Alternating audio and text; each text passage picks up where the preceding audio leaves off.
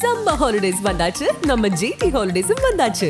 GT Holidays, South India's #1 travel brand. 5-star K Senthil மற்றும் Twin studios present Sibiraj நடிப்பில் 10 hours வெற்றி நடை போடுகிறது. ஜிஆர்சி ஜுவல்லர்ஸ், காஞ்சிபுரம் வாருங்கள், சேமியுங்கள். வாடிக்கையாளர்கள் அனைவருக்கும் இனிய அட்சய திருதியை நல்வாழ்த்துக்கள். இதுதான் அப்படின்னு நினச்சி ஒரு இயக்குனர் கதை சொல்ல வரும்போது ஒரு கிராமத்து படம் பார்த்துட்டாங்க. அந்த படங்கள்லாம் நல்லா ஹிட் ஆன உடனே அதுதான் மனசில் அவங்களுக்கு போயிடும். இப்போ கதை கேட்கும்போதும் எனக்கு எப்படின்னா வேறு ஏதாவது சொல்லுவாங்களா அப்படின்னு நான் நினைப்பேன்.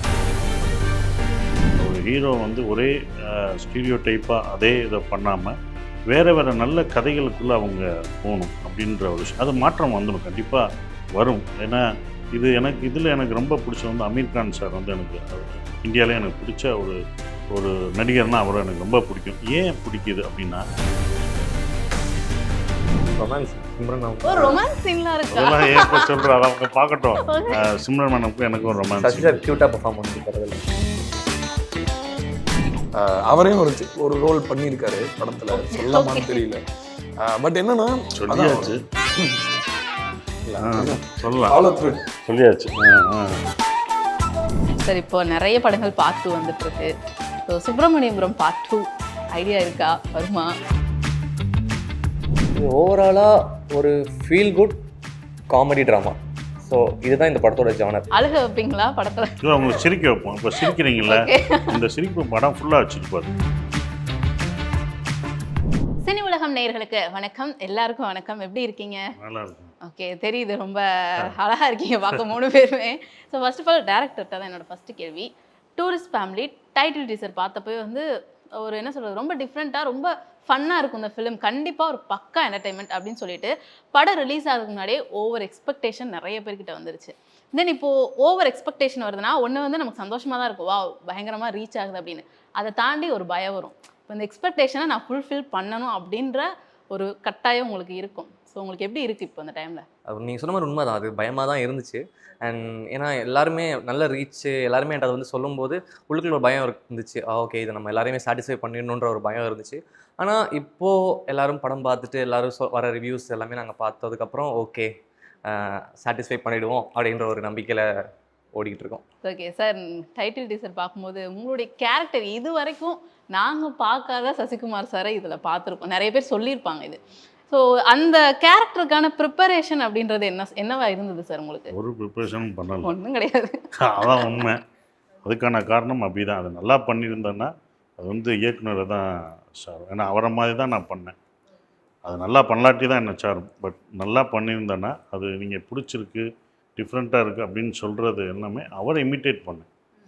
ஸோ அப்படியே நான் இமிட்டேட் பண்ணி தான் அது பண்ணேன். அதுதான் அதில் இருந்தது. நீங்கள் ட்ரெயிலர் டீசரில் பார்க்கணும், படத்தில் பார்க்கும்போதும் அதுதான் அவரை இமிட்டேட் பண்ணி தான் நான் பண்ணியிருக்கேன். ஸோ இப்போ வேர்சடைலாக இருக்கு இல்லையா? ஏன்னா நாங்கள் சசிகுமார் சார் வந்தாலே அந்த மதுரை மண்வாசம் வரும் அப்படின்னு இருப்போம், பட் இதில் சுத்தமாக அது கிடையாது அப்படின்றப்போ இதுக்கப்புறம் வந்து என்ன மாதிரியான கேரக்டரில் உங்களை நாங்கள் எக்ஸ்பெக்ட் பண்ணலாம்? வந்து இதுதான் அப்படின்னு நினச்சி ஒரு இயக்குனர் கதை சொல்ல வரும்போது ஒரு கிராமத்து படம் பார்த்துட்டாங்க. அந்த படங்கள்லாம் நல்லா ஹிட் ஆன உடனே அதுதான் மனசில் அவங்களுக்கு போயிடும். ஒரு கதை எழுதும்போது அவங்க வந்து சசிகுமார்னா இப்படி தான் எழுதுவாங்க அப்படின்ற ஒரு விஷயம், அப்படி தான் ஒரு ரைட்டராக அவங்க எழுதுவாங்க. நான் இதுதான் பண்ணுவேன், இப்படி தான் பண்ணுவேன் அப்படின்ற ஒரு விஷயம் அவங்க மனசுக்குள்ளே இருந்தது. இப்போ கதை கேட்கும்போதும் எனக்கு எப்படின்னா வேறு ஏதாவது சொல்லுவாங்களா அப்படின்னு நான் நினைப்பேன். அதுதான் சொல்லுவாங்க, இதுதான் நான் பண்ணிட்டேன்னு எனக்கு தோணும். அப்போ அது ஆடியன்ஸுக்கும் அதுதான் தோணுது, எனக்கும் அதுதான் தோணுது. அதை மீறி வரல, ஏன்னா இவர் இதுதான் பண்ணுவார் அப்படின்றது. ஏன்னா அவங்க மைண்டில் அதுதான் போய் நின்றுருக்கு. நான் பண்ண சுந்தரபாண்டியன், குட்டிப்புலி, இதுதான். ஸோ அதுக்குள்ளே தான் இருக்குது. அப்போ அதை மீறி என்ன பண்ணுவோம் அப்படின்னும்போது அதை கொஞ்சம் கொஞ்சமாக நான் தான் அதை உடைக்கணும். அப்போ அது வேறு மாதிரி கதைகள் பண்ணுவோம், வெறும் ஆக்ஷன் மட்டும் பண்ண மாட்டோம், நல்ல கதைகளோடு பண்ணுவோம். என்னென்னா கதாநாயகனுக்காக அவங்க எழுதும்போது ஒரு கதாநாயகனை நம்பி ஒரு கதை எழுதுவாங்க, அப்படி தான் வரும். அப்படி தான் எனக்கு வந்தது. நான் எதிர்பார்க்குறது ஒரு கதை நாயகன், ரெண்டுக்கும் வித்தியாசம் இருக்குது. அந்த கதை நாயகன் அந்த கேரக்டருக்குள்ளே நான் போகணுன்னு ஆசைப்படுவேன், இந்த கேரக்டருக்குள்ளே நான் போய் நடிக்கணும் அப்படின்ற ஒரு விஷயம். ஸோ அப்படி எதிர்பார்த்து காத்துக்கிட்டு இருந்த ஒரு விஷயம் வரும்போது தான் அது கொஞ்சமாக வரும்போது அதை நான் அக்செப்ட் பண்ணிக்கிறேன். அது எனக்கு வந்து அயோத்தியிலேருந்து வந்தது, அயோத்தி, நந்தன். ஸோ இந்த மாதிரி படங்கள் வரும்போது அப்புறம் இவர் கதை டூரிஸ்ட் ஃபேமிலி கொண்டு வரும்போதும் இது அவங்க கதை, அந்த கதைக்குள்ளே நான் போய் அடாப்ட் ஆகணும். அதுதான் எனக்கு இதாக இருந்தது. அதனால தான் அவர் என்ன எழுதி வச்சுருந்தாரோ அவர் சொன்னதோ அந்த கதைக்குள்ளே போய் நான் பண்ணதான் நான் நினைக்கிறேன். சார் நீங்கள் சூப்பராக பாட்டு பாடுவீங்கன்னு எங்கள் எல்லாருக்குமே தெரிஞ்சது. ஆனால் சூப்பராக டான்ஸ் ஆடுவீங்க அப்படின்னு அந்த பாட்டை பார்க்கும்போது தான் எங்களுக்கே தெரிஞ்சது. எப்படி சார் அந்த ஐடியா ஃபஸ்ட்டு டான்ஸ் ஆடுற ஐடியாலாம் இருந்தது? அதில் அபிக்கு என் மேல அவ்வளோ பாசம். டான்ஸ் ஆட வச்சே தீருவேன் அப்படின்னா அவன் முதல்லேருந்து ஏதோ பிளான் பண்ணிட்டான் முதல் நாள்லேருந்து. பட் என்னன்னா உண்மை என்னன்னா ஆக்சுவலாக நான் வந்து ஆக்சுவலாக இது வரைக்கும் ஃபீச்சராக இருக்கேன். இப்போ குட் நைட்டில் அந்த நாகாலி பாட்லேயுமே நான் ஃபீச்சர் பண்ணியிருக்கேன். என்ன டிஃப்ரென்ஸ்னால் இதில் ஆக்சுவலாக வந்து from a dancing stand point ரொம்ப கோரியோகிராஃபியே ரொம்ப இன்ட்ரெஸ்டிங்காக இருந்தது. ஸோ நான் வந்து ஒரு நாள் சும்மா என்னென்னு பார்க்கலாம் அப்படின்னு சொல்லிட்டு நான் சொல்லுவேன், ப்ரிப்பேர் பண்ணுறேன்னா பண்ணிடலாம், ஏன்னா நம்ம நேச்சுரல் கிடையாது. ஸோ அதனால் என்னோட ஃபஸ்ட்டு பாட்டு நான் அந்த இட்லி சட்னியில் ஆடும்போது ராஜசுந்தரம் மாஸ்டர் தான் கோரியோகிராஃபர். நான் வந்து சரி நம்ம பாடிட்டு போயிடலாம், கோரியோலாம் தனியாக இருக்கும்னா இல்லை கொஞ்சம் கொஞ்சமாக பண்ணுங்கன்னு சொல்லி ஃபுல்லாக பண்ண வச்சுட்டாங்க. பட்டு நான் வந்து எனக்கு அப்படி பண்ணக்கூடாதுன்னு கிடையாது. பட் எப்பயுமே ஒரு காம்ப்ளெக்ஸ் இருக்கும், சரி இது எதுக்கு பண்ணணும், நம்ம இதை ஓன் பண்ண முடியுமா அப்படின்ற ஒரு இது இருந்தது. அதுக்கப்புறம் வந்து இந்த பாட்டில் தான் நான் டிசைட் பண்ணேன். ஓகே, ஏன்னா அவங்க அவ்வளோ, ஏன்னா அந்த பசங்க ஆடுறது பார்த்தீங்கன்னா தெரியும், அவ்வளோ அல்டிமேட்டாக பண்ணியிருப்பாங்க. அந்த ஒரு செகண்டு அடுத்த ஷாட்டுக்கு நடுவில் இப்படி இது பண்ணி காலை பிடிக்கணும் அப்படிலாம் ஆடுறாங்க. ஸோ சந்தோஷ் மாஸ்டர்னு ஒருத்தர் தான் கொரியோகிராஃபர், ரொம்ப நல்லா பண்ணியிருந்தார். நான் அப்புறம் அவர்கிட்ட சொன்னேன், நான் ட்ரை பண்ணுறேன், வரலன்னா ஓகே, பட் சப்போஸ் இது உங்களோட ஒர்க்கு, நீங்கள் ஆட முடியாது, ஆனால் நான் தான் விஷுவலில் இருக்கணும். ஸோ நான் ஏதாவது தப்பு பண்ணேன், ஏதாவது சரியாக பண்ணலைன்னா இது வந்து உங்கள் மேலே தப்பாக ரிஃப்ளெக்ட் ஆகிடக்கூடாதுன்னு சொல்லி அதுக்காக ப்ராக்டிஸ் பண்ணேன். ஒரு நாள் ப்ராக்டிஸ் பண்ணி பண்ணது தான். ஸோ இனிமேல் அடுத்தடுத்து வர பாடல்களை இது நாங்கள் எதிர்பார்க்கலாம் அப்படின்னு நான் நினைக்கிறேன். அதான் அகெயின் வந்து ரொம்ப ஒரு ப்ரோ லெவல்லலாம் நம்ம பண்ண முடியாது. பட் என்னென்னா ஒரு விஷயத்துக்காக நம்ம மேக்ஸிமம் எஃபர்ட் போடலாம், எவ்வளோ முடியுமோ பண்ணலாம். இன்ஃபேக்ட் எனக்கு ரொம்ப ஜாலியாக இருந்தது அந்த ப்ராக்டிஸ் பண்ணதுனால. ஷூட்டிங் அன்றைக்கி ரொம்ப ரிலாக்ஸ் ஆச்சு, நம்ம ஆல்ரெடி ப்ராக்டிஸ் பண்ணிட்டோம். ஒரு மாதிரி நம்மளும் அந்த ஷூட்லாம் பண்ணி காமிச்சாங்க ஃபோனில். ஓகே பரவாயில்ல, ஆக்சுவலி நல்லா தான் இருக்கே அப்படின்னு தோணுச்சு. அதை இன்னும் கொஞ்சம் பெட்டராக பண்ண ட்ரை பண்ணேன். So very very happy. Of course ஷேரோடலாம் வந்து ஷேரும் வந்துருக்காரு, ரெண்டு ஸ்டெப் ஷேர் பண்ணுறதுக்கு வந்து முதல்ல அவர் வந்து அதில் ரொம்ப பெருந்தன்மையாக இருந்ததையும் நான் சொல்லணும் ஆக்சுவலாக. ஆனால் உண்மையிலேயே சார் அப்படி டான்ஸ் ஆடுவார்னு நாங்கள் யாருமே எதிர்பார்க்கல. பண்ணல, சசி சாருமே ஷாக் ஆனார், டான்ஸ் மாஸ்டர்னு சொன்னார். பயங்கரமாக ஆடி இருந்தீங்க. பட் என்னன்னா அந்த பஸ் மேலே ஆனதான் நான் ரொம்ப என்ஜாய் பண்ணேன். அப்போ தான் ஃபஸ்ட்டு ஷேரோட சேர்ந்து ஒரு ஷார்ட்டாக இருந்தது, பயங்கர வைபாக இருந்தது, பயங்கர ஜாலியாக இருந்தது. பஸ்ஸுக்குள்ளே பண்ணது நல்லா மறக்கவே முடியாது. ஸோ பொதுவாக வந்து ஒரு படம் வருது அப்படின்னாலே கண்டிப்பாக ஏதோ ஒரு இடத்துல இருந்து இன்ஸ்பயர் ஆவாங்க அந்த ஸ்டோரி டைரக்டர். ஸோ இந்த ஸ்டோரி வந்து எதை வச்சு நீங்கள் இன்ஸ்பயர் ஆகி எழுதுனீங்க? எனக்கு தெனாலி தான். அகைன் தெனாலி படம் எனக்கு ரொம்ப பிடிக்கும். நான் தெனாலியோட சீக்வல் ஒன்று பண்ணணுன்ற ஒரு பிளான் ஒன்று இருந்துச்சு முன்னாடியே. ஸோ அகைன் நான் வேற ஒரு ஸ்கிரிப்ட் பண்ணி அதை ட்ரை பண்ணி அது ஒரு மவுண்ட் ஆகாமல் அகைன் நான் வேற ஒன்று பண்ணலாம், ஒரு ஃபேமிலி படம் ஒன்று பண்ணுன்றப்போ எனக்கு அந்த ஸ்பார்க் ஹெல்ப் பண்ணிச்சு. ஸோ அதை நான் வேற மாதிரி டெவலப் பண்ண ஆரம்பித்தேன். ஸோ அது டெவலப் பண்ணும்போது எனக்கு இதில் ஒரு முக்கியமான ஒரு பாயிண்ட் இருக்குது இந்த படத்தில், அதுதான் இந்த படத்தோட கதையே. ஸோ அந்த பாயிண்ட்டை டெவலப் பண்ணுறதுக்கு தான் மற்ற செட்டப் எல்லாமே எனக்கு தேவைப்பட்டுச்சு. ஸோ நான் அதை டெவலப் பண்ணிட்டே வந்தேன். அகைன் அது ஃபுல்ஃபில் ஆனதுக்கப்புறம் எனக்கு அண்ட் இந்த ஸ்டோரி நீங்கள் எழுதும் போதே சார் தான் பண்ணணும் அப்படின்ற ஒரு இல்லை, நான் கதை எழுதும்போது நான் மைண்டில் யாரையுமே நான் வச்சுக்கல. நான் வந்து ஒரு ப்ராப்பராக எழுதுகிறேன் ஒரு ஃபேமிலி. ஏன்னா அது என்ன பிரச்சனை ஆகுதுன்னா, நம்ம வந்து அவங்கள வச்சு எழுதும்போது அது அவங்களுக்காக நம்ம இதெல்லாம் பண்ணணுமோ ஆட் பண்ணணுமோன்ற ஒரு ப்ரெஷர் ஒன்று வரும். அது ஆட்டோமேட்டிக்காக அது ஒன்று வரும். இப்போ இவங்களுக்கு நம்ம இப்படி ஒன்று பண்ணுமே அப்படி ஒன்று பண்ணுமேலாம் தோணும். ஸோ ஃபஸ்ட்டு கதையை ஒன்று எழுதிடுவோம், அதுக்கப்புறம் இதுக்கு யார் கரெக்டாக இருப்பாங்களோ அவங்கள அப்ரோச் பண்ணலான்றது தான் ஸ்டார்டிங்லேருந்து அந்த பிளானாக இருந்துச்சு. ஸோ அது பண்ணதுக்கப்புறம் நாங்கள் ஆப்வியஸாக சசி சார்கிட்ட போனோம். சசி சார் உடனே ஓகே சொன்னார். அதுலேருந்து எல்லாமே ஸ்மூத்தாக. ஸோ இந்த இடத்துல நம்ம சிம்ரன் மேம் பற்றி பேசி தான் ஆகணும். ஸோ உங்களோட கோ ஆக்டராக இருந்திருக்காங்க இதில். நீங்கள் வந்து டைரக்டர் ஆக்டர் எல்லாத்தையும் தாண்டி சும்மா ஒரு ஆடியன்ஸாக அவங்கள உட்காந்து பார்த்துருப்பீங்க இல்லையா? பார்க்கும்போது அவங்கள்ட்ட நீங்கள் அட்மையர் பண்ண விஷயம் என்ன? அவங்க பெர்ஃபார்மர். இது நமக்கு அவங்களோட வாலிப்படம், அவ்வளோ வாலியை மறக்கவே முடியாது. வாலிப்படம் பண்ணது, ஆமாம், அந்த படங்கள் பெர்ஃபார்ம் பண்ணது நிறைய படம். அப்புறம் பஞ்சதந்திர காமெடி பண்ணியிருப்பாங்க, கன்னத்தை முத்தமிட்டார், இப்படி நிறைய படங்கள் சொல்லலாம். ஒரு படங்கள் 2 படங்கள் இப்போ சொல்கிறதுக்காக சொல்லலாம். பட் இன்னும் நிறையா படங்கள் அவங்க அவ்வளோ இதாக பண்ணியிருக்காங்க. ஸோ அவங்க இந்த படத்தில் வந்தது எங்களுக்கு ரொம்ப சந்தோஷம். அவங்க பெர்ஃபார்மன்ஸ் அப்படி இருக்கும் படத்தில் பார்க்கும்போது உங்களுக்கு அது தெரியும். கண்டிப்பாக சார். இப்போ நீங்கள் முன்னாடி பேசும்போது சொல்லியிருந்தீங்க, அதாவது கதை நாயகனாக இருக்கணும் அப்படின்ற ஒரு விஷயம். இன்றைக்கி நல்ல படங்கள் வந்து நிறைய வருது. ஆனால் அந்த நல்ல படங்கள் கவனிக்கப்படாததுக்கு காரணம் வந்து அந்த கதையில் இருக்க நாயகங்கள் பெருசாக வெளியே தெரியாதாலையோ அப்படின்ற ஒரு விஷயம் இருக்குது. கதை நல்லாவே இல்லைனாலும் பெரிய பெரிய ஹீரோஸ் இருக்காங்க அப்படின்னா அந்த படம் ஓடுறதுக்கான வாய்ப்புகள் இங்கே நிறையவே இருக்குது. ஒரு இயக்குனராக இதை பார்க்கும்போது உங்களுக்கு என்ன தோணும்? இது கதை நாயகனான்றது நான் மட்டும் பண்ணக்கூடாது, இது நான் பண்ணுறேன், அது மாதிரி எல்லாருமே பண்ணணும் அப்படின்றது தான் என்னோட இது. அப்போ தான் நல்ல படங்கள் வரும். ஒரு ஹீரோ வந்து ஒரே ஸ்டீரியோ டைப்பாக அதே இதை பண்ணாமல் வேறு வேறு நல்ல கதைகளுக்குள்ளே அவங்க போகணும் அப்படின்ற ஒரு விஷயம். அது மாற்றம் வந்துடும், கண்டிப்பாக வரும். ஏன்னா இது எனக்கு இதில் எனக்கு ரொம்ப பிடிச்ச வந்து அமீர் கான் சார் வந்து எனக்கு இந்தியாவிலே எனக்கு பிடிச்ச ஒரு ஒரு நடிகர்னால் அவரை எனக்கு ரொம்ப பிடிக்கும். ஏன் பிடிக்குது அப்படின்னா, அமீர் கான் வந்து நம்பர் 1 ஆர்டிஸ்ட். அவர் வந்து பெரிய ஆர்டிஸ்ட். அவருக்கு நிறைய பிஸ்னஸ் இருக்குது. அவர் தான் லகான் பண்ணார், ஓகேங்களா. அவர் தான் மங்கள் பாண்டே பண்ணார்.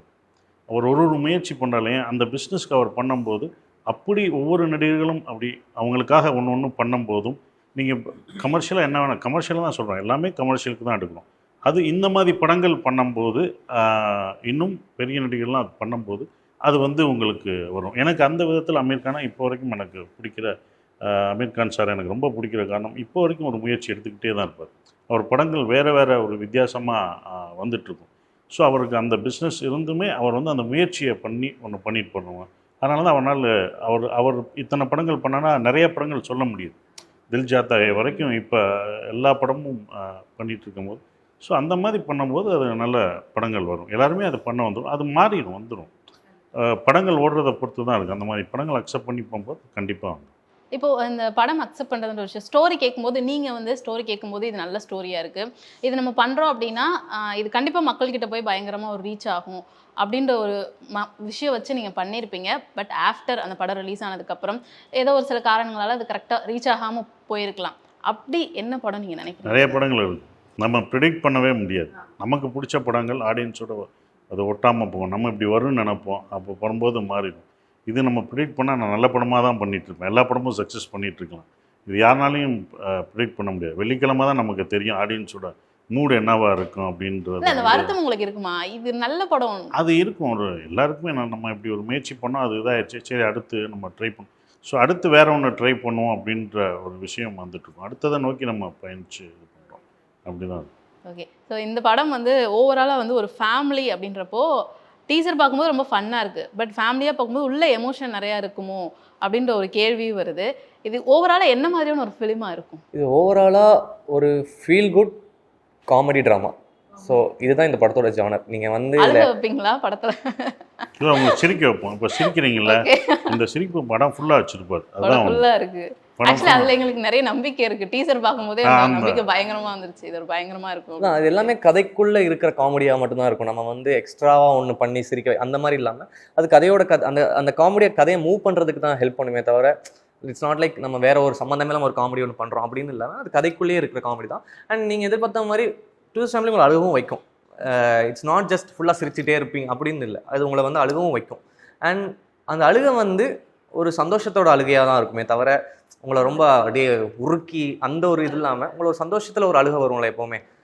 ஸோ இப்போ நம்ம ஒருத்தங்களை சந்தோஷமாக இருக்கிறத பார்த்தா நமக்கு ஆட்டோமேட்டிக்காக நம்மளுக்குள்ள ஒரு நல்ல ஒரு விஷயம் ஒன்று உருவாகும் தெரியுமா. அது மாதிரி தான் டூரிஸ்ட் ஃபேமிலி உங்களுக்கு இருக்கும்னு நான் நம்புகிறேன். ஸோ நீங்கள் சொன்ன மாதிரி இந்த தெனாலி படத்தை இன்ஸ்பயர் பண்ணி தான் நான் எடுத்தேன்ற காரணத்தினால தான் அந்த ஸ்ரீலங்கன் தமிழ் அது இருக்கா இதில்? ஆமாம்மா, அது இருக்குது. அண்ட் அதுக்கான ஒரு முக்கியமான காரணமும் கதைக்குள்ளே இருக்குது. கதைக்குள்ள வேற ஒரு காரணம் இருக்குது இதை தான். ஆமாம், அது உங்களுக்கு படம் பார்க்கும்போது ஆட்டோமேட்டிக்காக உங்களுக்கு அது தெரியும். நீங்கள் ரொம்ப என்ஜாய் பண்ண ஒரு விஷயம் அந்த படத்தில் அப்படின்னா, அதாவது இந்த கேரக்டர் பண்ணும்போது அப்படின்னா என்னவா இருக்கும்? படமே நான் என்ஜாய் பண்ணி தான் பண்ணேன். ஓகே, அதான் ஒன்று ஃபுல்லாகவே படம். உங்களோட ஃபேவரட்டான ஒரு விஷயம் அந்த படத்தில், எனக்கு இந்த சீன் நான் ரொம்ப என்ஜாய் பண்ணேன் அப்படின்னா? நிறையா இருக்குது. எந்த சீன் என்ஜாய் பண்ணுவேன்? அது நம்ம சீரியஸாக அது பண்ணியிருந்தோம். ஒரு லென்த்தி சீன் இருக்குது, நான் தண்ணி அடிச்சுட்டு வந்து நான் பண்ணுற ஒரு சீன் இருக்குது. அது வந்து நான் ரொமான்ஸ் சீன்லாம் இருக்கு. அதெல்லாம் ஏன் சொல்கிறேன், அதை அவங்க பார்க்கட்டும், மே 1 பார்க்கட்டும். ஆமாம், மே 1 அது வந்து ஒரு லென்த்தி சீன் ஒன்று இருக்கும். அந்த சீன் அந்த ரொமான்ஸ் சீன் பற்றி கொஞ்சம் பேசலாம். ஏன் ரொமான்ஸ் அங்கே போயிட்டா, அது அந்த சீனும் நல்லா தான் இருக்கும். சிம்ரன் மேனுக்கும் எனக்கும் ரொமான்ஸ். சார் க்யூட்டாக பெர்ஃபார்ம் பண்ணியிருப்பார் அதில். சார் அது நாங்கள் டீசர்லேயே பார்த்தேன், பயங்கர க்யூட்டாக இருந்துச்சு. அவர் வந்து நீங்கள் நார்மலாக வந்து டீசரில் வந்து ரொம்ப எக்ஸ்பிரஷன்லாம் எதுவுமே இருக்காது. அவங்க வந்து நான் இன்னொரு கல்யாணம்லாம் பண்ணிக்க மாட்டேன் தானே, அதை சொல்லலை, பசங்களை நல்லா பார்த்துக்கணும்னு சொல்ல வந்தேன். அதுவே ரொம்ப க்யூட்டாக இருந்துச்சு. ஸோ ரொமான்ஸ் சீனுக்கு பயங்கர வெயிட்டிங்மே 1ஆம் தேதி எல்லாம் தேட்டரில் போய் பார்க்க போகிறோம். ஸோ அதே மாதிரி சார் இந்த படத்தில் ஆஃப் கேமராவில் வந்து உங்களுக்கு 2 பசங்க பண்ணியிருந்தாங்களே, அவங்கள பற்றி சொல்லுங்கள், அவங்கள பற்றி பேசணும் இல்லையா, எப்படி அட்ராசிட்டிஸ்லாம் எப்படி இருந்தது உள்ள? இந்த முள்ளியா 2 பேரும் சொல்லிடுங்க சார், ஒருத்தன் தானே பிரச்சனை படத்தில். டீசர்லேயே அந்த ஷூ போட்டு நடந்து போகிறது, அவன் அந்த பையன் செம்ம நல்லா நடிச்சிருப்பான். கமலேஷ் ரொம்ப முள்ளின்ற கேரக்டரில் அது பண்ணியிருப்பான். அப்புறம் ஆவேசம் நடித்த ஆமாம் அவர் மிதுன் 2 பேருமே ரொம்ப நல்லா பண்ணியிருக்காங்க. அந்த அவங்க கேரக்டர் அழகாக ஹோல்ட் பண்ணியிருக்காங்க 2 பேருமே. எல்லாருக்குமே இம்பார்ட்டன்ஸ் இருக்குது. இப்போ எனக்கும் சிம்ரன் மேடத்துக்கு மட்டும் இதில் இம்பார்ட்டன்ஸ் இல்லை, அந்த பசங்களுக்கு ரொம்ப இம்பார்ட்டன்ட் அந்த கதையில் இருக்குது. அந்த சின்ன பையன் பண்ணுறத எல்லா குழந்தைங்களும் ரசிப்பாங்க. முள்ளின்ற அந்த கேரக்டர் பண்ணுற அந்த கேரக்டர் வந்து பண்ணுறது செம்மையாக எல்லாருக்கும் அந்த குழந்தைங்களுக்கு பிடிக்கும். அவனை ரொம்ப எல்லாருக்கும் பிடிக்கும். அதான் டீச்சரில் பார்த்தீங்கன்னா இந்த செருப்பு வச்சுட்டு அதுதான் படம் ஃபுல்லாக அவன் எல்லாரோட கேரக்டர். அப்போ ஆவேசம் பண்ண அவன் மலையாளத்துலேருந்து வந்து பண்ணாலும் அந்த டைலாக் அழகாக இது பண்ணி ரொம்ப பிரமாதமாக அந்த பையனும் பண்ணார். அவரும் அந்த படம் பார்க்கும்போது இவங்கெல்லாம் நல்லா பண்ணியிருக்காங்கன்றது தோணுச்சு. ஓகே. ஸோ மியூசிக் அப்படின்றப்போ பொதுவாக எல்லா படங்கள்லையுமே நம்ம கேள்விப்படுவோம், லாஸ்ட் மினிட்ல இவ்வளோ ப்ரெஷர் இருந்தது எனக்கு இந்த படத்துக்கு அப்படின்னு. அந்த மாதிரி ஏதாவது ப்ரெஷர்லாம் உங்களுக்கு இருந்ததா இந்த படத்துக்கு? எல்லா படத்துலையும் இருக்கிறது. ஓகே. நெருக்கடின்றது எதனால வரும்னா மெயினாக வந்து அந்த ஒரு டைம் லைன் இருக்குல்ல, ஒரு படத்தை வந்து இந்த டேட்டில் ரிலீஸ் பண்ணோம்னா நம்ம கண்டிப்பாக அதாவது நம்ம முடியவே முடியாது அப்படின்னு சொன்னால் அவங்க புரிஞ்சுப்பாங்க. ஆனால் அவங்களுக்கு வந்து அது ஒரு ஆப்பர்ச்சுனிட்டி காஸ்ட். அது வந்து அந்த டேட் கிடைக்கல அப்படின்னா வந்து நம்மளால ஆகும் அது அந்த பிரச்சனை அப்படின்ற மனசாட்சி ஒருத்தலோட தூங்க முடியாது. ஸோ அதனால் முடிஞ்ச வரைக்கும் நான் வந்து ஒரு ஒரு படத்தை வந்து நல்லபடியாக, ஆனால் அதுக்காக திருப்தியாக முடிக்காமலும் நம்ம கொடுக்க முடியாது. ஸோ அதனால் வந்து நான் பொதுவாக என்ன பார்ப்பேன்னா, நம்ம ப்ரெஷர் டெட்லைனை அக்செப்ட் பண்ணிக்கிறோம், பட் ஆனால் வந்து அதே நேரத்தில் அந்த படத்துக்கு தேவையான அந்த ஒரு இது இருக்குல்ல. ஏன்னா பொதுவாக உணர்ச்சிகள் வந்து இப்போ இந்த மாதிரி படங்களில் எல்லாமே டைலாகாக கன்வே ஆகாது. இப்போ எல்லாத்தையும் ஒரு படத்தில் டைலாகாக கன்வே பண்ணுறாங்கன்னா அந்த படத்தில் கதையே இல்லைன்னு அர்த்தம். ஏன்னா எல்லாத்தையும் ஒருத்தர் ஒப்பிச்சா அப்படி இருக்கும். சில நேரத்தில் அந்த மௌனங்கள் தேவை, அந்த எக்ஸ்பிரஷன் மேலே மியூசிக் வந்து மனசில் ஓடுறதெல்லாம் வெளிப்படுத்தணும். இந்த மாதிரி விஷயங்கள்லாம் இருக்கும்பொழுது கொஞ்சம் அதை கவனித்து பண்ணுறதுக்கு நம்ம சும்மா அப்படியே வாசிக்கிறது இல்லை. ஸோ அந்த ஒரு ஹை மொமெண்ட், லோ மொமெண்ட்டு, இந்த மாதிரி விஷயங்கள். ஏன்னா இப்போ ஜெய்பீம் மாதிரி ஒரு படத்தில் கடைசி டைலாக் சூர்யா பேசுகிற அந்த கோர்ட்டில் பேசுவார், செங்கேனின்றவங்க அந்த இந்த சரித்திரம்லாம் பேசுவார். ஸோ அது பேசும்போது வி நீடட் மியூசிக், ஆனால் ஃபுல்லாக டைலாகாக இருக்குது. ஸோ அதில் வந்து டைலாக் ஏற்ற மாதிரியே வந்து வி ஹேட் டு ஸ்கோரை பண்ணும்போது டைலாக்ல எங்கெங்கெல்லாம் ஏறுமோ இறங்குமோ அதெல்லாம் பார்த்து அந்த டைலாக் ஏற்ற மாதிரி தான் கிட்டத்தட்ட ஒரு சிங்கராக இருந்தாருன்னா கரெக்டாக மியூசிக் அவரை பேக் பண்ணுற மாதிரி. ஸோ அந்த மாதிரி அதில் சில விஷயங்கள் இருக்குது. அது கவனித்து பண்ணும்பொழுது உங்களுக்கு நல்லா தெரியும். இப்போ ஃபார் எக்ஸாம்பிள் லவ்வரில் அந்த எண்டு சீன்லலாம் அதை ஃபீல் பண்ணியிருப்பீங்க. கொஞ்சம் அந்த நுட்பமாக பண்ணால் தான் அந்த உணர்ச்சிகள் வந்து உங்களால் இது பண்ண முடியும். ஸோ அந்த மாதிரி விஷயத்துக்கு நேரம் எடுத்துக்கிறது உண்டு. பட் அதையுமே வந்து இப்போ ஒரு மாதிரி குவிக்காக அதை எப்படி பண்ணுறது அப்படின்றது ஒரு அதுக்குன்னு ஒரு கணக்கு இருக்குது, அதை மீறி போக முடியாது. ஸோ நீங்கள் ப்ரெஷர் போட்டிருக்கீங்கன்றது ரொம்ப அழகாக எனக்கு சொல்லி தரவர். தயாரிப்பாளர் தான் ப்ரெஷரு. ஸோ அதனால் அதை வந்து நம்ம அதை கன்சிடர் பண்ணி தான் ஆகணும். ஏன்னா ஒரு ப்ரொடியூசர் இல்லைன்னா சினிமா கிடையாது. ஸோ அதனால் ஒரு ப்ரொடியூசரோட கஷ்டத்தை போய் நான் அதெல்லாம் பரவாயில்ல அப்படின்னு சொல்ல முடியாது. ஸோ அதனால் ஒரு ப்ரொடியூசர் அதே மாதிரி இந்த படம் வந்து இவ்வளோ இது பண்ணி இவ்வளோ எஃபர்ட் போட்டு எடுக்கிறவங்கள நம்ம சைடில் நம்ம எவ்வளோ ஹெல்ப் பண்ண முடியுமோ அதை பண்ணால் தான் இந்த ஈகோ சிஸ்டமுமே நல்லாயிருக்கும். ஸோ அப்போ தான் இந்த மாதிரி படங்களும் நம்ம எடுக்கலான்ற நம்பிக்கை எல்லாருக்கும் வரும். இல்லைன்னா எல்லாரும் வருஷத்துக்கு 4 படம் தான் எடுக்க முடியும். ஸோ அதனால் அந்த நிலை வந்து வரக்கூடாது. ஸோ அதனால் வந்து இல்லைன்னா இவர் அபி வரமாட்டார்ல. இப்போ பெரிய டேரக்டர்னு சொன்னாங்க எல்லாரும் இந்த மாதிரி படம் பண்ணி வந்தவங்க தானே. ஸோ அதனால் அது வந்து எப்படி அந்த ஒரு விஷயத்தை நம்ம மாற்றக்கூடாது. ஸோ அதுக்காக தான் கன்சிடரிங் ஆல் திஸ் அதை தாண்டி ஸ்பெஷலாக ஒன்று டெலிவர் பண்ணோம். இப்போ வந்து எனக்கு இந்த படத்தில் ரொம்ப பிடிச்சது வந்து இந்த படத்தோட கதை வந்து நான் எதிர்பார்க்காத மாதிரி எல்லாம் போச்சு. செகண்ட் ஹாஃபில் வந்து நான் உங்களுக்கு ஃபுல்லாக சொன்னாரா ஸ்டோரி? அவர் நரேட் பண்ணிப்பாரா? எனக்கு ஃபுல்லாகவே நரேட் பண்ண நடிச்சு காமிச்சார் ஃபுல்லாக எல்லாம் அந்தந்த இதுலேயே. அவரே ஒரு ரோல் பண்ணியிருக்காரு படத்தில், சொல்லமான்னு தெரியல. பட் என்னன்னா சொல்லியாச்சு. ஸோ என்னன்னா இந்த படத்தில் எனக்கு ரொம்ப பிடிச்சது வந்து பொதுவாக கதை நல்லா எழுதிடுவாங்க. ஆனால் பாருங்க அதில் இருக்கிற நடிகர்கள் ஒருத்தருங்கன்னு பாருங்களேன், எல்லாருமே வந்து ஒரு ரொம்ப ஸ்பெஷலான பர்ஃபார்மன்ஸ். எல்லாரும் ஒரே படத்தில் மோஸ்ட்டாக கிடைக்க மாட்டாங்க உங்களுக்கு. இப்போ ஆக்சுவலாக சசி சார், சிம்ரன் மேம்ன்றதே வந்து எனக்கு ரொம்ப புதுசாக ஃப்ரெஷ்ஷாக இருந்தது பார்க்க. Fresh and it feels right. அந்த போஸ்டர் பார்த்தீங்கன்னா உங்களுக்கு அப்படியே ஒரு அந்த குடும்பம் அப்படின்ற ஒரு ஃபீல் உங்களுக்கு கிடைக்கும். ஸோ எனக்கு அது அமைஞ்சது சூப்பர். ஏன்னா நல்ல பர்ஃபார்மன்ஸ் இருக்கும்போது இப்போ ஜோக்கர்லையோ குரு சோமசுந்தரமோட பர்ஃபார்மன்ஸ், மணிகண்டன் குட் நைட்டில் பண்ணது, எந்த படத்துலயும் நல்ல பர்ஃபார்மன்ஸ் அமைதோ மியூசிக்கும் உங்களுக்கு அவ்வளோ சூப்பராக இன்ஸ்பைரிங்காக இருக்கும். இப்போ பர்ஃபார்மன்ஸ் சம்டைம்ஸ் ஃப்ளாட்டாக இருக்குன்னா நம்ம என்ன பண்ணாலும் சம்டைம்ஸ் அதிகமாக நம்ம மியூசிக் பண்ணால் வந்து ஏதோ பண்ணியிருக்கானுங்களே அப்படின்னு தோணும். ஸோ அந்த குடுப்பனை இருந்தது இந்த படத்தில். நல்ல கதை அம்சம், பேலன்ஸ்ட் ஃபிலிம், அதாவது எதுவுமே ஜாஸ்தி கிடையாது, எல்லாமே ஒரு சமநிலை, அதாவது ஒரு ரேஷியோ. எதுவுமே சமையல் எப்படி இருக்கணுமோ அந்த மாதிரி இருந்தது. ஆனால் இது கேட்கணும், சிம்ரன் மேம் தான் வந்து பண்ணணும் அப்படின்ற ஒரு விஷயம் உங்களுக்கு வந்தது எதனால? இல்லை நாங்கள் அந்த கேரக்டரை நாங்கள் நிறைய டிஸ்கஸ் பண்ணோம், என்ன பண்ணலாம். ஏன்னா அதில் வந்து ஹியூமரும் பண்ணணும், அதே சமயம் நம்மளுக்கு வந்து ஒரு ஸ்ட்ராங்கான ஒரு பர்ஃபார்மன்ஸ் ஒன்று இருக்குது, அதையும் ஹோல்ட் பண்ணணும். இன்னொன்று வந்து அந்த ஃபேமிலியாக, இப்போ இந்த 2 பசங்க உங்களுக்கு ஒரு ஃபேமிலியாக அவங்களுக்கு கன்வின்சிங்காகவும் இருக்கணும் அப்படின்ற பாயிண்ட்டில் நாங்கள் யோசிக்கும் போது எங்களுக்கு ஆப்ஷனாக வேறு யாருமே வரல. ஆமாம், எல்லாருமே ஒரே பேஜில் தான் இருந்தோம். சிம்ரன் மேம் பண்ணால் சூப்பராக இருக்கும் அப்படின்ற ஒரு பாயிண்ட்டில் தான் நாங்கள் இதானோம். மெயினாக ஹியூமருக்கு தான். ஸோ அவங்க வந்து ஏன்னா இன்னொன்று வந்து என்னென்னா, ரொம்ப நாள் ஆச்சு, பெரிய கேப் ஆயிடுச்சு. சிம்ரன் மேம் வந்து ஒரு ஹியூமரான ஒரு கேரக்டரில் திரும்ப வந்து பண்ணுறது வந்து எனக்கு ரொம்ப நாள் ஆச்சு.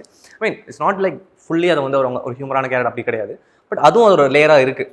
அப்போது அதையும் கேரி பண்ணணும், எல்லாமே அவங்க ஒரு பெர்ஃபார்மன்ஸாக ஸ்ட்ராங்கான ஒரு பெர்ஃபார்மன்ஸ் ஒன்று இருக்குது. ஸோ அதையும் பண்ணணுன்றப்போ எங்களுக்கு வந்து ஓகே மேம்டே அப்ரோச் பண்ணலாம்னு சொல்லிட்டு தான் நாங்கள் ஆரம்பித்தோம். அண்ட் அது வந்து இன்னைக்கு படத்துக்கு ஒரு மிகப்பெரிய ஒரு ப்ரொமோஷனாகவே மாறிடுச்சு எங்களுக்கு. ஸோ சார், இப்போ நிறைய படங்கள் பார்ட் 2 வந்துட்டு இருக்கு. ஸோ சுப்பிரமணியபுரம் பார்ட் 2 ஐடியா இருக்கா, வருமா? இல்லை, ஐடியா இல்லை. ஏன் சார் வராது. அப்படி ஒரு ஐடியா இருந்தால் தான் வர்றது இல்லை. அது ஒன்று எல்லாருக்கும் பிடிச்சிச்சு, ஆமா 15 வருஷம் கழிச்சும் அதை எல்லாருக்கும் ரசிக்கிறாங்க, இன்னும் ரசிக்கிறாங்க, இன்னும் ஃப்ரெஷ்ஷாக இருக்கு பாட்டு எல்லாம். அப்படின்னும்போது அதை எதுக்கு நம்ம கெடுக்கணும்னு அப்படியே விட்டுட்டோம் நம்ம. அதுதான் ஒன்று. இல்லை சார், பார்ட் 2 நல்ல படங்களும் இருக்கு இல்லையா? ஸோ நிறைய பேர் எக்ஸ்பெக்ட் பண்ணுறாங்க பார்ட் 2 வந்து நல்லா இருக்குமே அப்படின்னு சொல்லிட்டு. நீங்கள் அதை யோசிக்கவே இல்லையா? அந்த நேரத்தில் அது நான் பண்ணேன் அப்படின்றத விட அந்த நேரத்தில் அந்த மூடில் கேப்சர் பண்ண ஒரு விஷயம் அது மறுபடியும் ரீக்ரியேட். அதனால தான் நான் ரீமேக்கே பண்ணலை. ரீமேக் பண்ண சொல்ல வரும்போது நான் எந்த இதுலையுமே அதை ரீமேக் பண்ணலை. அது பண்ணும்போது அந்த படத்தை வந்து நான் கேப்சர் பண்ணேன். ஆர்டிஸ்ட் பண்ணதை அந்த மொமெண்ட்டில் கேப்சர் பண்ண ஒரு விஷயம், அவங்க கொடுத்த ஒரு விஷயமா இருக்கலாம், நான் சொன்ன ஒரு விஷயமா இருக்கலாம். அப்படின்னும்போது அது திருப்பி கேப்சர் பண்ணுறதுக்கு அதே மாதிரி பண்ண முடியாது. இப்போ டைலாக்னால் நான் அதை மாற்றி ஒவ்வொரு லாங்குவேஜ்லேயும் மாற்றி நான் சொல்லலாம். அந்த எமோஷன்றதை வந்து இவங்க வேறு மாதிரி கொடுப்பாங்க, இன்னொரு ஆர்டிஸ்ட் வேறு மாதிரி. அப்போ அதே மாதிரி என்னால் அவங்க கம்பேரிசன் வரும். அது ஒன்று. அது மாதிரி இல்லை, ஃபஸ்ட்டு தான் எப்போதுமே பெஸ்ட்டாக இருக்கும். ஏன்னா அதுதான் நம்ம மைண்டில் போய் 15 வருஷம் அதை மாற்றவே முடியாது. ஸோ அப்போ அதை விட்டு, அதனால தான் ரீமேக்கே அதை எனக்கு கேட்டு வரும்போது நான் அதை பண்ண முடியல. ரீமேக் என்ன லாங்குவேஜ் சார்? ஹிந்தியில் வந்துச்சு, இதெல்லாம் வந்தது. அதை நான் எதுவும் பண்ணலை, நான் அப்படியே விட்டுட்டேன். அதுதான் ஒன்று. ஒரு மேகம் போச்சுன்னா அந்த மேகத்தை நம்ம கேப்சர் பண்ணால் அதே மாதிரி அடுத்த நாள் வரும், நான் எடுக்க முடியாதுல்ல. ரொம்ப அழகாக சொல்லிட்டீங்க. அதுதான் ஒன்று. அது மாதிரி தான் அதை திருப்பி எடுக்க முடியாதுன்றது அப்படி விட்டுருங்க. சூப்பர். ஸோ அதே மாதிரி சரி, அதே நம்ம பார்ட் 2 எடுக்க வேணாம், பட் அதே மாதிரி சாயல்ல அது வச்சுருக்கேன் நான். 2வது கதையை நான் வந்து அதுதான் பண்ணலான்னு நினச்சேன் நான். அதுக்கு நான் டைட்டிலாம் விட்டேன், சித்திரைன்னு அந்த பேர் வச்செல்லாம் நான் வச்சுருந்தேன். ஆனால் அது வந்து அதுக்கப்புறம் தான் நான் ஈசன் மாற்றினேன். நான் நாடோடிகள் முடிச்சுட்டு வரும்போது அதுக்கப்புறம் ரவுடிசம் படங்கள்லாம் நிறையா வந்துருச்சு. நான் நாடோடிகள் வேறு படம் பண்ணிட்டு வரும்போது 4 பேர், மதுரை, அருவாள் அப்படின்னு வேறு மாதிரி அது வந்தவுடனே, அதுக்கப்புறம் அந்த இது வந்தவுடனே மறுபடியும் அதுக்குள்ளே போவேனா தான் நான் ஈசன் மாற்றி சிட்டி எடுப்போன்ட்டு அப்படி வந்தேன். நான் இதுக்கப்புறம் டைரக்ஷன் பண்ணேன். இந்த இயர் எண்டில் ஒரு பீரியட் சப்ஜெக்ட் ஒன்று. ஸோ கண்டிப்பாக நாங்கள் வெயிட் பண்ணலாம், ஹிஸ்டாரிக்கல் பீரியட். கண்டிப்பாக. Okay sir. ஸோ நிறைய விஷயங்களோட ஷேர் பண்ணிக்கிட்டீங்க. Thank you so much sir. Thank you so much. May 1 படம் வந்து ரிலீஸ் ஆகுது. மிகப்பெரிய வெற்றி அடைய சினி உலகம் சார்புகளை வாழ்த்துக்களை தெரிவிச்சுக்கிறேன். மே 1. ஸோ மே 1 நோட் பண்ணிக்கோங்க. Thank you so much. Thank you. Summer holidays வந்தாச்சு, நம்ம ஜிடி ஹாலிடேஸும் வந்தாச்சு. GT Holidays, South India's #1 travel brand. 5 star Senthil மற்றும் டுவின் ஸ்டுடியோஸ் பிரசன்ஸ் சிபிராஜ் நடிப்பில் 10 ஹவர்ஸ் வெற்றி நடை போடுகிறது. GRC ஜுவல்லர்ஸ் காஞ்சிபுரம் வாருங்கள், சேமியுங்கள். வாடிக்கையாளர்கள் அனைவருக்கும் இனிய அட்சய திருதியை நல்வாழ்த்துக்கள்.